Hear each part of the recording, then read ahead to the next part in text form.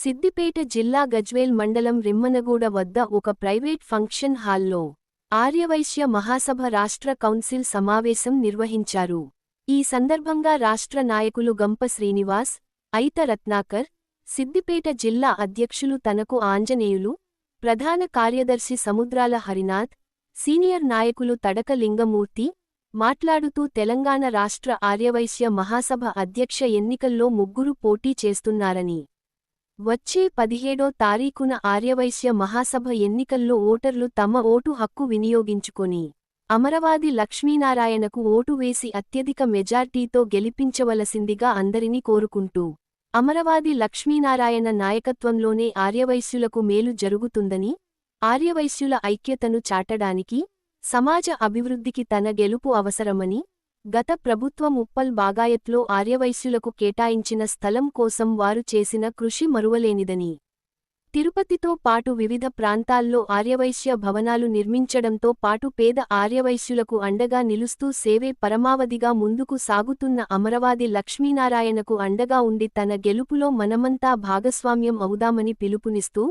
అనుభవం లేని వారి మాటలు పట్టుకొని ఓటును వృధా చేసుకోవద్దని ఖచ్చితంగా అమరవాది లక్ష్మీనారాయణకు అందరూ ఓటు వేయాలని కోరారు. ఈ కార్యక్రమంలో ఐత పురుషోత్తం, బుద్ధ సత్యం, ములుగు రంగయ్య, జగ్గయ్యగారి శేఖర్, గంగిశెట్టి వెంకటేశం, హరికిరణ్, వంగపల్లి శ్రీనివాస్, గంప కృష్ణ, సదానందం, మారుతి, రాజేశం, ఉప్పల పాండు, నాంచాల శ్రీనివాస్, నవీన్, రాజేశం, శివ తదితరులు పాల్గొన్నారు. సిద్దిపేట జిల్లా ఆర్యవైశ్యులు మొత్తం కూడి స్టేట్ కౌన్సిల్ మెంబర్స్ మొత్తం కూడి రేపు జరగబోయే 17వ తారీఖు నాడు ఎన్నికల్లో మా అమరవాది లక్ష్మీనారాయణ గారిని ఏకగ్రీవంగా మేము సపోర్ట్ చేస్తున్నాం. ఆర్యవైశ్యులు బాగుపడాలన్నా, తెలంగాణ బాగుపడాలన్నా అమరవాది లక్ష్మీనారాయణ గారితో జరుగుతున్నది. ఈ ప్రతిపక్ష ఓట్లు చేసేది ఎవరికి ఓటు హక్కు లేదు, ఏం లేదు, ఉత్త డంబాలు కొట్టుకోవడం తప్ప వేరే ముచ్చట్లేదు. కాబట్టి వాటి ఎవరికి 10% అవకాశాలు లేవు. 100% కూడా అమరవాది లక్ష్మీనారాయణ గెలిపిస్తాం. తెలంగాణ రాబోయే తెలంగాణకు ఆయనే అమరవాది లక్ష్మీనారాయణ. తెలంగాణ బాగుపడాలన్నా ఏం చేయాలన్నా అమరవాది లక్ష్మీనారాయణ నాయకత్వం వహిస్తాం. మేము సిద్దిపేట జిల్లా నుంచి 30 కౌన్సిల్ మెంబర్లు మొత్తం కూడా అమరవాది లక్ష్మీనారాయణకే సపోర్ట్ చేస్తాం. జై వాసవి, జై జై వాసవి. ఈరోజు సిద్దిపేట జిల్లా ఆర్యవైశ్య మహాసభ ఆధ్వర్యంలో S4 ఓటర్లను సిద్దిపేట జిల్లా స్టేట్ కౌన్సిల్ మెంబర్లు మా అమరవాది మన తనక అంజన గారు అధ్యక్షతన మన రాష్ట్ర నాయకులు గంప శ్రీనారాయణ గారు, రత్నాకర్ గారు, స్టేట్ కౌన్సిల్ మెంబర్ అందరం ఇక్కడ మీటింగ్ పెట్టుకోవడం జరిగింది. మన వారం కింద 5 రోజుల కింద అక్కడ మీటింగ్ పెట్టాము. స్టేట్ కౌన్సిల్ మెంబర్ అన్ని జిల్లాల గురించి వచ్చారు. అన్న నేను ఉండను, అటు ఇటు ఉంటే అన్ని జిల్లాల వాళ్ళు కూడా స్టేట్ కౌన్సిల్ మెంబర్లు కానీ, ప్రెసిడెంట్లు కానీ, సెక్రటరీలు కానీ అన్న కానీ మీరే ఉండాలి, ఉంటేనే ఇది అవుతుంది, లేకపోతే అంతకులో పెంక అవుతుంది, ఎవరు వచ్చినా ఆ పనులు కావు, మీరు ఉంటేనే అవుతుంది, మేమంతా మీకు గట్టిగా ఉండి మీకు చేస్తామంటే 2 గంటలు సతాయించిండు ఉండనని. అయినా కానీ మీరు ఉంటేనే మేము ఇక్కడికి చదువుతాము, మీరు వాగ్దానం ఇస్తామే వెళ్తామంటే అప్పుడు సరే మేము సరే అని ఒప్పుకోవడం అయింది. అన్ని జిల్లాల వాళ్ళు కూడా ప్రెసిడెంట్లు కానీ, స్టేట్ కౌన్సిల్ మెంబర్లు కానీ అందరూ పాల్గొన్నారు. అన్నగారు రాష్ట్ర ఆర్యవైశ్య మహాసభ ఎన్నికల సందర్భంగా S4లో మా కౌన్సిల్ సభ్యులు, మా జిల్లా పెద్దలు, రాష్ట్ర నాయకులు సమక్షంలో సమావేశమై మొత్తం మూకుమ్మడిగా 31 ఓట్లు అమరావతి గారికి వేస్తామని తీర్మానించుకోవడం జరిగింది. అలాగే ఎంతమంది చెప్పినా ఈ ప్రభావాలకు లొంగకుండా ప్రతి ఒక్కరూ వేస్తారు అని ఆశిస్తూ, ఇంకో విషయం ఏంటంటే ఇప్పుడు గతంలో కూడా ఆలోచిస్తే కూడా మనకు విడిపోయినప్పుడు ఎంత వస్తున్నది, ఇవాళ ఎంత వస్తున్నది. మన దగ్గర 1,75,00,000 మనం విడిపోయినప్పుడు ఉండే, ఇవాళ 4 కోట్ల రూపాయలు బ్యాంకులో ఉన్నాయి. ఉప్పల్ బగాయత్లో పేరుకి అనౌన్స్మెంట్ చేసిన కానీ రిజిస్ట్రేషన్ కాలే, చాలా దాని బాగా తిప్పలైంది. అమరావతి గారు కష్టపడి తిరిగి 2 సంవత్సరాలు తిరిగి పోరాటం చేసి మన హైదరాబాద్ తీసుకుంటూ దానిలో కూడా అభివృద్ధి చేయాలనే ఆలోచన అమరావతి గారికి ఉన్నది.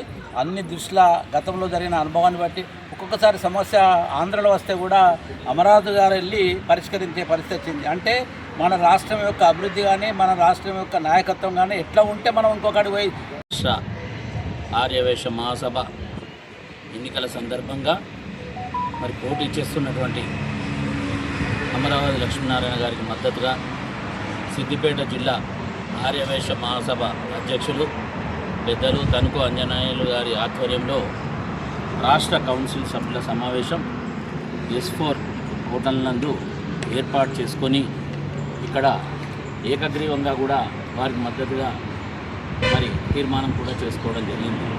సిద్దిపేటలో 31 ఓట్లు స్టేట్ కౌన్సిల్ సభ్యులు మొత్తం మంది ఉన్నారు. ఈ 31 ఓట్లు కూడా అమరావతి లక్ష్మీనారాయణ గారికి మద్దతుగా మరి ఏకగ్రీవంగా నిర్ణయం తీసుకోవడం జరిగింది. చాలా సంతోషకరం.